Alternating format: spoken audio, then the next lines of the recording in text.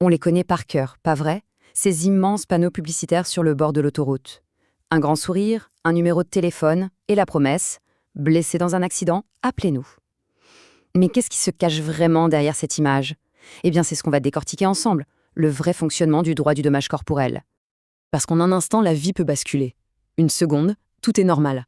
La seconde d'après, tout est différent. Le monde qu'on connaissait a disparu, remplacé par le chaos. C'est un sentiment de perte de contrôle totale, une avalanche de stress et d'incertitude. Et ce n'est que le début. Le téléphone sonne sans arrêt. Ce sont les assurances avec leur langage technique qu'on ne comprend pas. Les factures médicales commencent à s'empiler sur la table. Le salaire, lui, n'arrive plus. Et au milieu de tout ça, il y a la douleur, bien sûr, la douleur physique, mais aussi le stress, l'angoisse. C'est une vraie tempête. Alors, pour essayer de naviguer dans cette tempête, voilà notre feuille de route. D'abord, on va définir ce que c'est un dommage corporel. Ensuite, on verra à quoi sert l'avocat dans cette histoire. Puis, quel est le parcours pour obtenir une indemnisation? Et la question qui intéresse tout le monde, comment sont-ils payés? Allez, on commence par la base. Pour bien comprendre toute la machine, il faut savoir de quoi on parle. Qu'est-ce qu'un dommage corporel au sens de la loi? Et attention, vous allez voir, c'est beaucoup plus large que ce qu'on imagine. Voilà la définition officielle. Mais ce qu'il faut retenir, c'est que ça ne s'arrête pas à la blessure physique, loin de là. Ça inclut aussi les émotions et même la réputation. En clair, le préjudice peut être totalement invisible. Et c'est là que ça devient intéressant.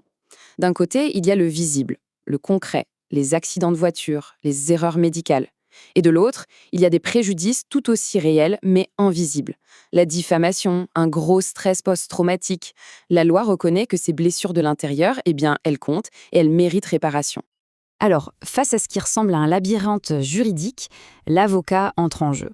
Il faut le voir un peu comme un guide de haute montagne. C'est la personne qui a la carte et la boussole pour nous aider à traverser cette zone compliquée sans se perdre. Mais concrètement, qu'est-ce qu'il fait ce guide? Son travail a 3 grandes missions. D'abord, il joue les détectives. Il enquête, rassemble des preuves, des dossiers, des témoignages. Ensuite, il devient un bouclier. C'est lui qui va au front, qui négocie avec les assurances, un combat souvent déséquilibré. Et enfin, il est le porte-parole, celui qui défend le dossier pour obtenir un accord juste. Et l'impact de tout ça, il est énorme. Cette phrase « j'étais entre de bonnes mains », elle résume tout. C'est le poids qui s'en va. C'est retrouver une certaine tranquillité d'esprit pour se concentrer sur la seule chose qui compte, aller mieux. Ok, on a notre guide. Maintenant, regardons un peu l'itinéraire.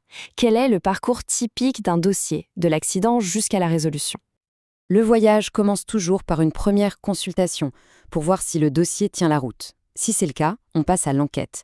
Ensuite, on arrive au cœur du réacteur, la négociation. La grande majorité des affaires se règlent là. Mais si l'accord n'est pas jugé suffisant, alors il reste une dernière étape possible, le tribunal. La question que tout le monde se pose, combien de temps ça va prendre? La réponse, c'est que ça dépend. Les chiffres le montrent bien. Une blessure simple peut se régler en quelques semaines. Par contre, pour des blessures graves, avec des conséquences à long terme, là, il faut s'armer de patience. On parle de plusieurs années. C'est un marathon, pas un sprint. Et au bout de ce marathon, il y a l'indemnisation. Mais ça sert à couvrir quoi exactement? En gros, il y a 2 catégories.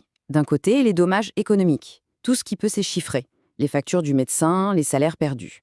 Et de l'autre, les dommages non économiques. Ça, c'est pour l'intangible, la douleur, l'anxiété, la perte de qualité de vie.